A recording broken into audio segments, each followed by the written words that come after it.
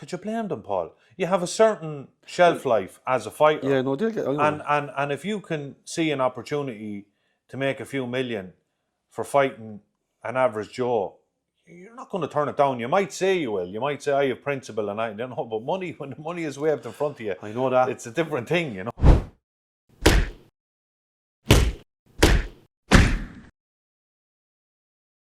Welcome back to Doc's Cast. We actually had a 2-week break there. There wasn't much to be talking about, in fairness. So we're back tonight to talk about, well, first up, we want to talk about Misfits boxing. Last weekend, there was a big card on in the Misfits. Personally, I'm not a fan. I don't think Mick is. But it does look like it's here to stay. So we'll touch on that. And then as we progress, we'll be touching on the Paddy Donovan fight as well also. Mick, did you watch? You did. You watched the Misfits last weekend. I watched it. How did you make the main fight? Obviously, was Darren Till. Yeah. So look, Paul, it is what it is. It's entertainment. But do you know there was a lot of boxing people there? A lot of people like very respectable names. The Smith family was there. Carl Froch was there. Conor Ben was there. You know, the thing about it is, Paul, you have to take it for what it is, you know, but they're putting bums on seats, they're making money. And you have to say it yourself as well. You look at it from a boxer's point of view and you say to yourself, right, let's look at all this misfit stuff. Let's look at the Jake Pauls of the world and all that. Like, you have boxers, Paul, and they're doing things the right way, they're building their way up through the ranks. And then they're just left in no man's land. Right? So you take someone like Joseph Parker, who's the very top of the tree. You know, he's mandatory. And he's just there in no man's land. I seen an interview today with Jayo Pataya, unbelievable fighter. And he's chewing at the bit to get a fight for undisputed cruiserweight before he moves up to heavyweight. And he was swearing and all today on TalkSport. You could see the frustration in him. And he's the total opposite end of the spectrum. He wants undisputed.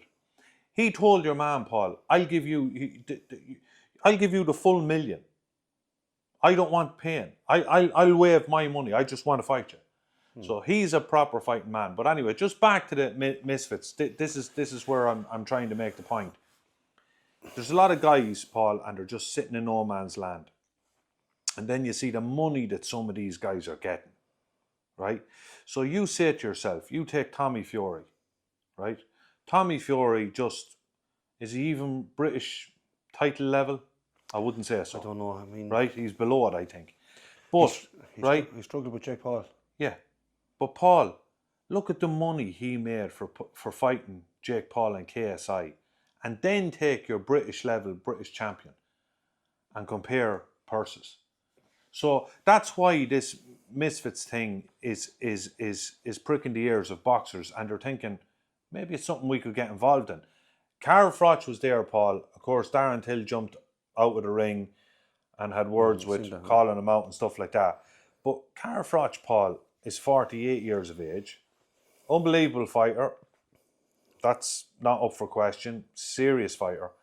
But is he thinking of going back into the ring, Paul? Because it's money. It's money. That's it. Like, and then you look at Javvante Davis going fighting Jake Paul. Sure, it's crazy. It's just mad stuff. We never seen any of this kind of stuff before. So we were even talking about that. Anthony Joshua. But as one of the Eddie Hearn was playing, Paul. Yeah, played. Yeah, and as they said it themselves, they did play it well because they were only leading. 100%. It seems to be leading Eddie Hearn on with Anthony Joshua. He caught Eddie. But that fight with the Misfits, well, I mean, obviously there was a bit of narc going on with Carl Froch and Darren Till after it. Now, Carl Froch is older, as you know, but he still seems to be in good shape. He's in good shape. Yeah, he's in good shape. But Paul, here's the things you have to think of, right? You would imagine Carl Froch, you deal with him easy, but you have to say to yourself, Carl Froch hasn't fought in 11 or 12 years. He said it in the interview, he hasn't sparred either. He might do a bit of weights and a bit of punch bag and that type of thing, you know. bit of treadmill and that, but he's not. It's nowhere near proper training, right? Then he said he got his teeth done, he got his nose done. You know, he's a family man and stuff like that. Does he really want to go back down that road, Paul? And then I think he's a fella. He has to get his back up really bad. No, I know that, and he's very competitive. Do you think though that that makes it a bit more of a contest? Because, it does. Because let's be real, Carl Froch would be levels above Darren Till. Levels.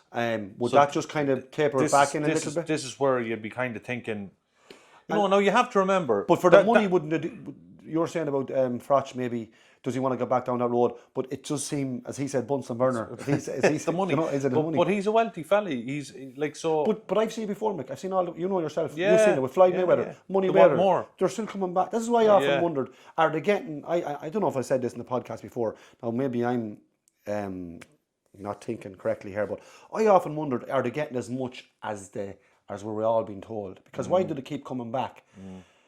The money always seems colossal, and yet it's never enough for them. Yeah, maybe they're making the wrong because investments. Obviously, if you hear someone up there is fighting now, even a sport that you're not interested in, they're getting 10 million to fight tonight. You would obviously take interest in that, even though you have no interest in the sport. Is it just to get people talking? And of course, they're getting big money. There's no doubt about it. I mean, colossal money. But I'm saying, the money, like when you see Mayweather coming back to fight again, and now we're taking Froch, because Froch, I know you're saying as well, but he does still seem to want that big fight. He mentioned Jake Paul, didn't he, as well? He did. He does want that money fight. Yeah. And you know what?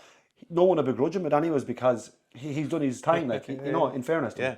Well, you see, the thing about it is, Paul, with that Misfits card, you had the likes of Joey Essex on it, and then you actually had an MMA style fight in it where your man was choked out in 10 seconds or something, So, like, that doesn't interest me at all. Like, I turned it on and I went back to what I was watching. No interest in that. But the difference though with Darren Till is Darren Till can actually fight a bit. He's not like them, you know. He can definitely fight, and he is a lot of experience in combat sports, and there seems to be a screw loose with him as well.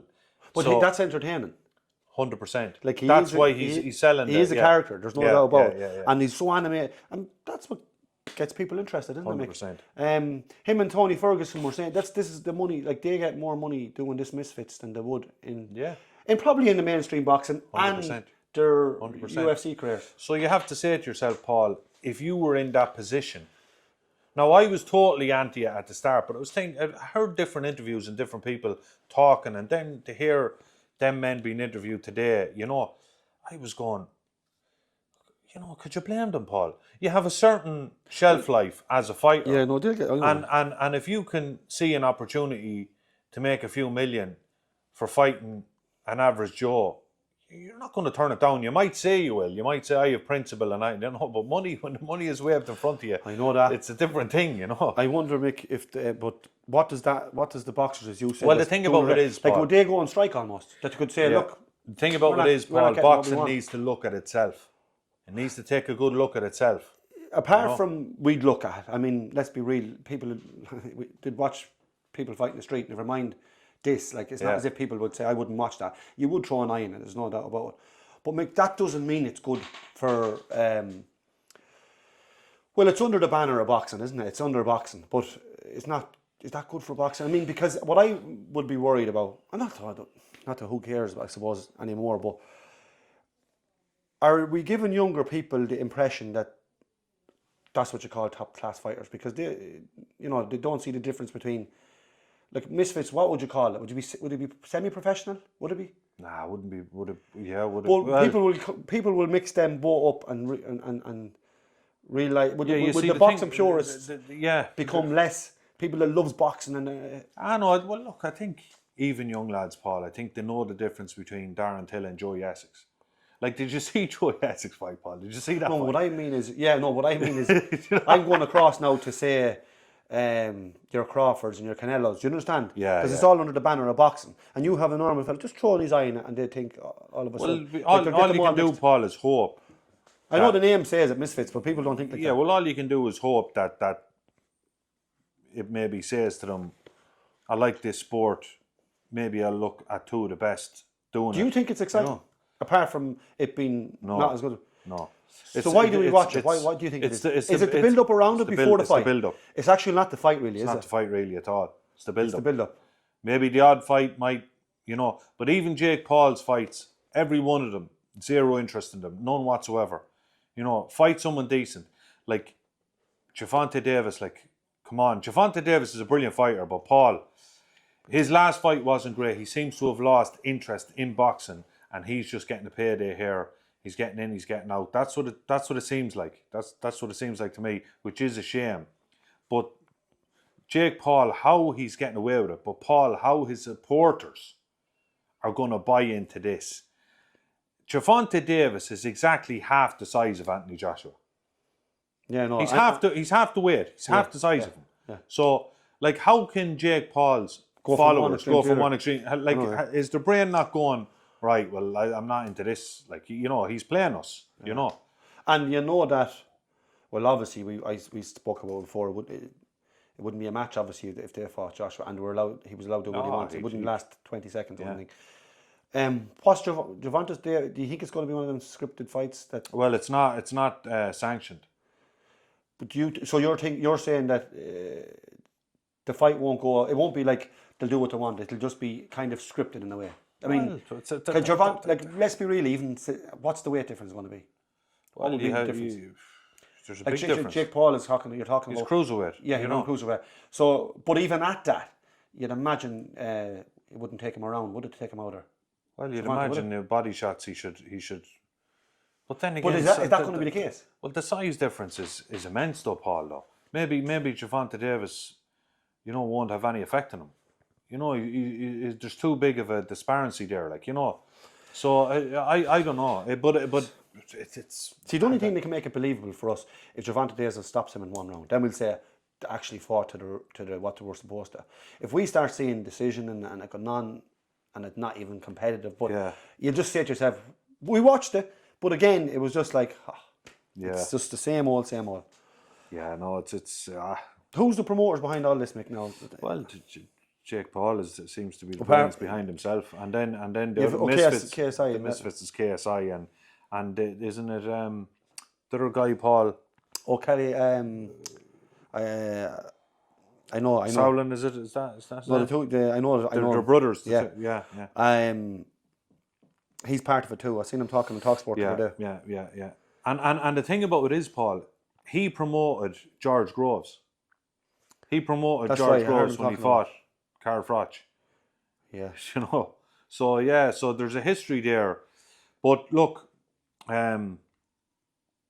money talks. And then the other side of it is Carl Froch playing them to get some of that Misfits audience onto his YouTube channel. Who knows? But it seems to be just pure entertainment more than actual fighting. That's being honest. Mick, there was a list, I think, was it out in the last couple of weeks about the 50 most influential people in boxing. Well, obviously at the top was Turkey Al-Sheikh. We knew that. You have obviously Eddie Hearn, Frank Warren, all them. Eddie Hearn, number 3. Why is there not boxers on that list? Well, I suppose influential, maybe. You'd like to think that Usyk would be one of the biggest ones. He was high up, Usyk.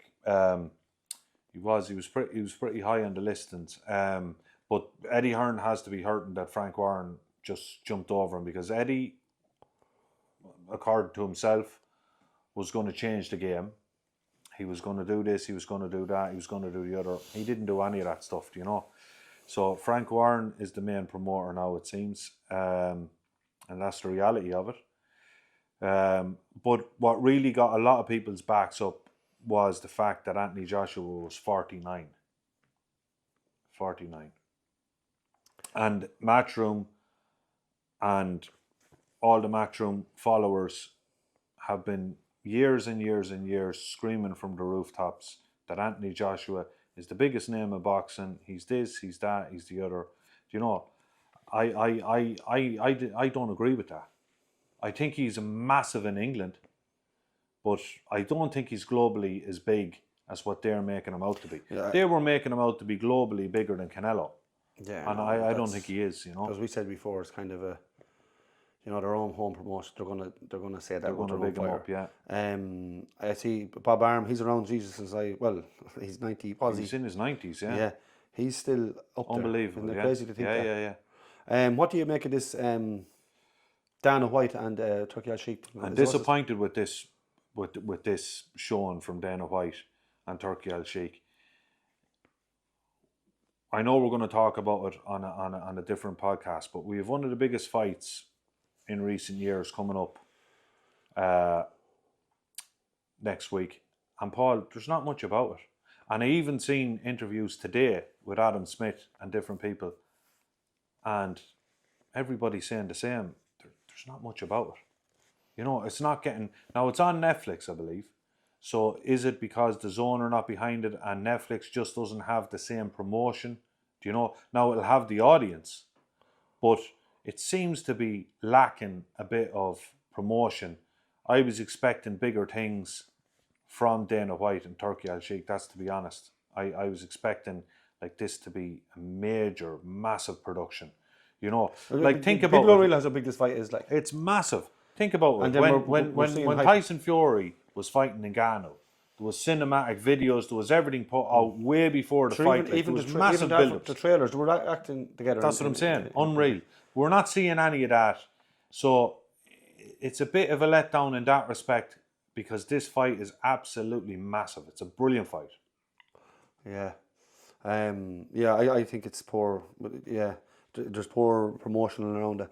And again, obviously, massive boxing fans will know this is one of the biggest fights you're going to see. Like, you know, it's going to be great. Yeah. But we'll go back to that obviously in another podcast.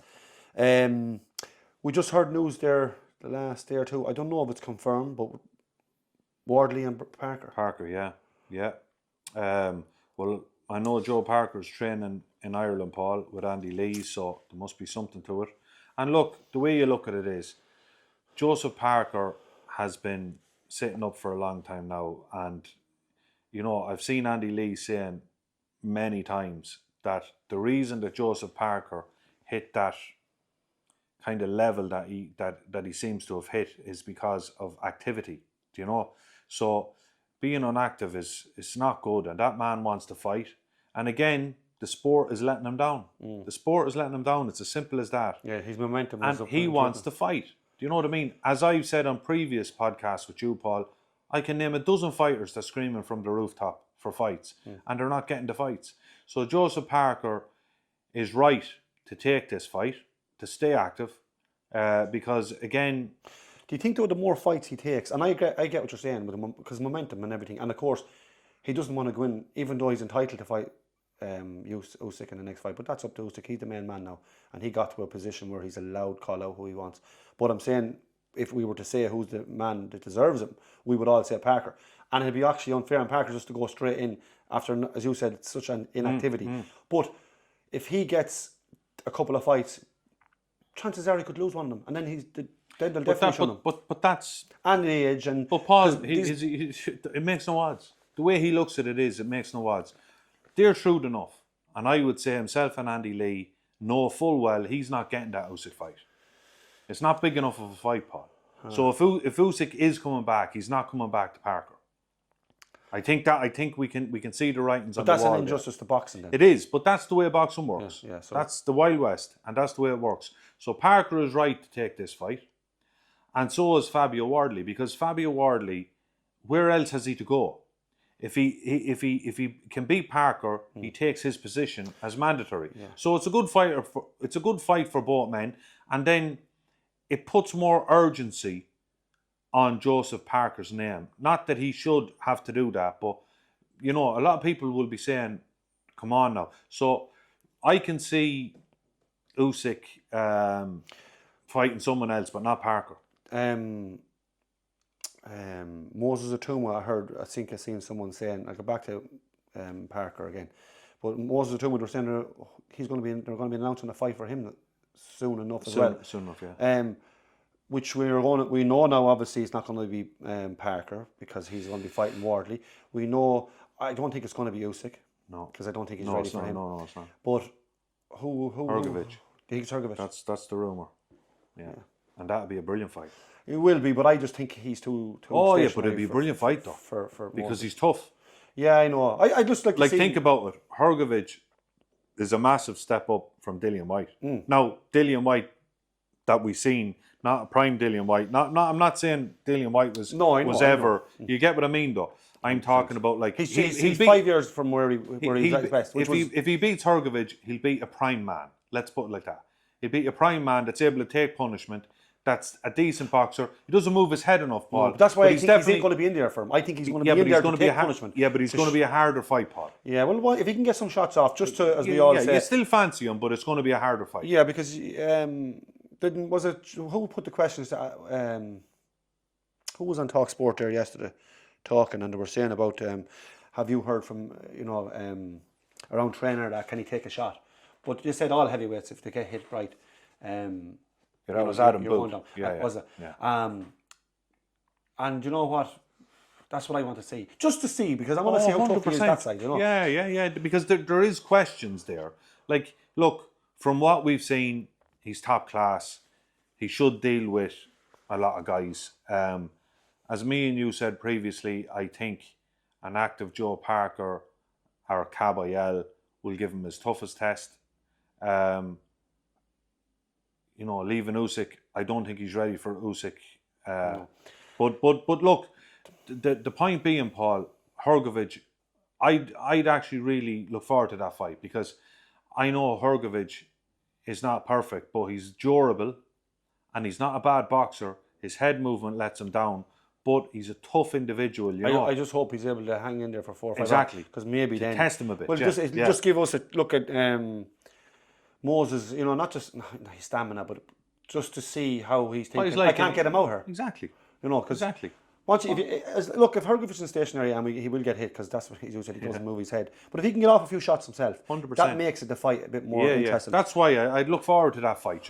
So we think that could be it. Back to Wardley and Parker. Who wins it? Parker. Yeah, I think so. Parker too. Wardley is actually, I like Parker. Or sorry, I like Parker obviously. Yeah. I like Wardley too. Yeah.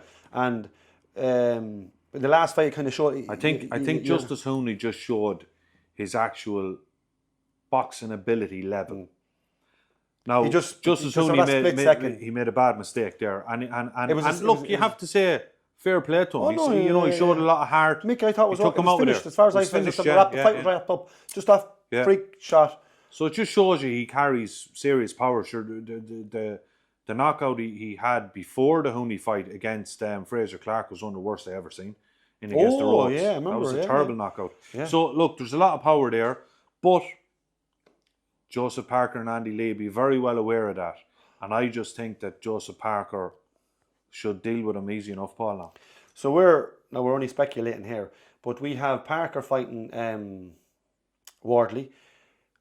We think, and you could be right, because he'd be ideal. It could be, yeah. Hrgovic and Moses. Yeah. Who's going to get a fight with Usyk? Because you think he's having one more fight. I think Usyk is going to go for the biggest money fight that he can get. I think he sure it's not about belts. He has them all. He's twice unified. I think he's going to go for the biggest. Do you think he can keep going back? Because you could say Fury, but you think it could happen. I don't think it's going to happen. Even though I know what you're saying, but bums on seat, it's just I'm over that now. Yeah. The Joshua thing, obviously, you're over. Yeah. I'm just trying to think. Yeah, who yeah, would be that's what we'll. Yeah, that's what we'll just have to see, Paul. And maybe he won't fight again. We'll just have to see. Like at the end of the day, Paul, he's holding things up a bit because we just don't know where the landscape is at the minute. So it'd be great to see Moses Itauma fight Hrgovic, Joseph Parker fight Fabio Wardley, and let the two of them fight then. That'd be a great fight then. Oh yeah, no, look, there's no doubt. Mick, we're going to go on to Paddy Donovan and Lewis Crocker. Yeah. That fight is on September the 13th, the same night as Crawford and that, but it's on earlier in the night. It'll be UK time. The last time these two met, obviously it was very controversial. Yeah. Obviously both fighters coming into this now. I mean, Crocker's going to be want to be on his A game anyway. That's for sure, because 100%. After the first 100%. Fight.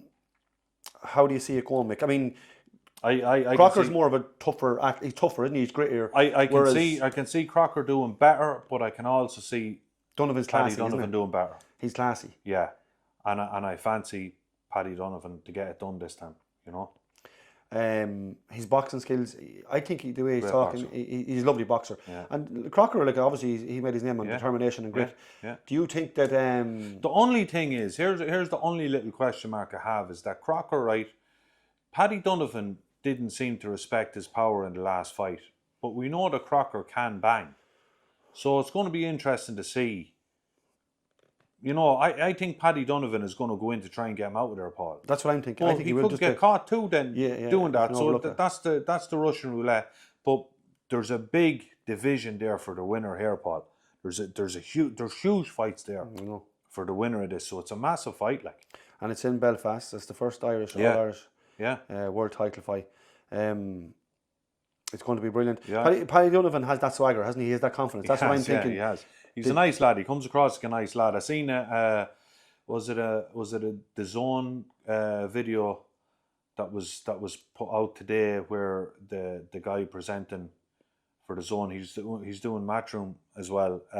He went to Paddy Donovan's home place, and it was good. It was enjoyable, and nice fella. Yeah, nice people. Yeah. Well, look, Lewis Crocker is definitely going in as the underdog. There's no doubt about this time. He is. Yeah, but Paul, Lewis Crocker is better than he showed in the last fight. I think. Yeah. You know, and he can bang a bit, even though we didn't see it in the last fight. So it's going to be interesting. You know, it's in Windsor Park, so there's going to be a bigger, massive crowd. Massive crowd. And I presume it'll be more leaning towards Crocker, but being up there. Yeah. So do you think Paddy? He seems. I to don't have think. He seems to Paddy have that Donovan swagger cares. enough Yeah. that he doesn't he bother him, won't does it? care. No, he won't care. But he's he's great, man. Like the first fight was very controversial, as we said. If you go back and watch it for yourself. But I if prediction wise, I'm going to go Donovan as well. Same. And I'm going to go stoppage. Yeah, same. I think he's going to get the job done. Yeah. I think he knows he can hurt him, as we've seen, the last time. Yeah. Like he dropped him before I think he's going to have more urgency, but he's going to put himself in the firing line. But that's going to make it interesting then as well, you know. So, yeah, but I do fancy him to get the job done this time, Paul. Yeah. Yeah, same as. But it'll be a great fight. Right, so shall we wrap it up there? We'll be back with the podcast or the lead up to the Crawford and Canelo fight. We hope you enjoyed that one, and you'll see us again soon. Take care.